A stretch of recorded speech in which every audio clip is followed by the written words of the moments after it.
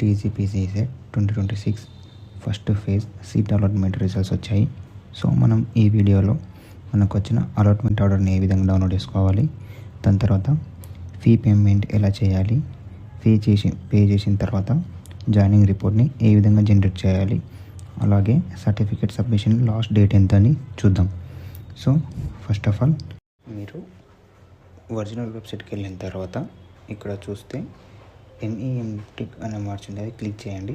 ఇలా కిందికి మనం స్క్రోల్ చేస్తే అక్కడ మనకు న్యూలీ యాడెడ్ అయినటువంటి కనిపిస్తాయి అప్లికేషన్స్లో candidate allotment login phase 1 MA and MTech.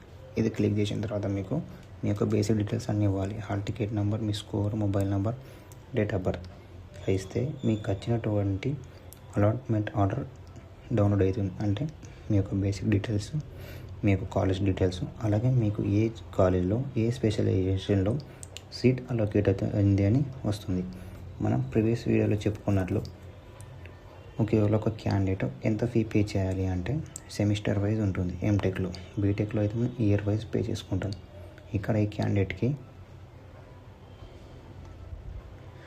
Income submit చేయలేదు ఫస్ట్ కౌన్సిలింగ్లో, సో ఇతను స్కాలర్షిప్కి ఎలిజిబుల్ కాదు.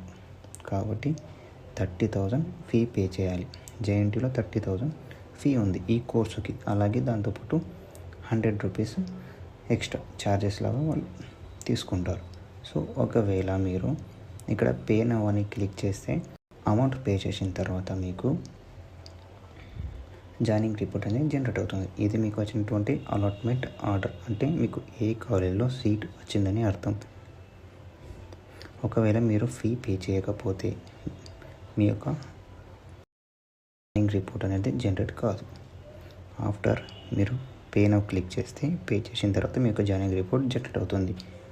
జనరేట్ అయిన జాయినింగ్ రిపోర్ట్ ఈ విధంగా ఉంటుంది. సేమ్ మీ యొక్క బేసిక్ డీటెయిల్స్ అన్నీ ఉంటాయి ఇందులో. మీ యొక్క నేము, మీకు వచ్చిన ర్యాంకు, మీ ఫాదర్ నేమ్, మదర్ నేమ్, మీ యొక్క క్యాస్ట్, అలాగే ఏ కాలేజీలో సీట్ వచ్చింది, ఏ స్పెషలైజేషన్లో సీట్ వచ్చింది అని. తర్వాత కింద మనకు ఇన్స్ట్రక్షన్స్లో చూసుకుంటే 27 నుంచి 30 మధ్యలో మీరు ఫీ పే చేసుకోవాలి. అలాగే కాలేజ్కి వెళ్ళి మీ యొక్క ఒరిజినల్స్ అన్ని సబ్మిట్ చేసుకోవాలి. అప్పుడు మాత్రమే మీకు MTechలో సీటు కన్ఫర్మ్ అయిందని అర్థం. ఒకవేళ మీరు 30 వరకు ఫీ పే చేసి కాలేజ్కి వెళ్ళి ఒరిజినల్ సబ్మిట్ చేయకపోతే మీ యొక్క ఫస్ట్ ఫేజ్ సీట్ క్యాన్సిల్ అవుతుంది.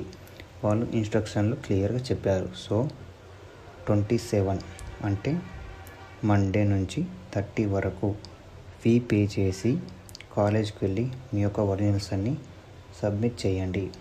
ఇది సబ్మిట్ చేసిన తర్వాతే మీ యొక్క సీటు కన్ఫర్మేషన్ అవుతుంది.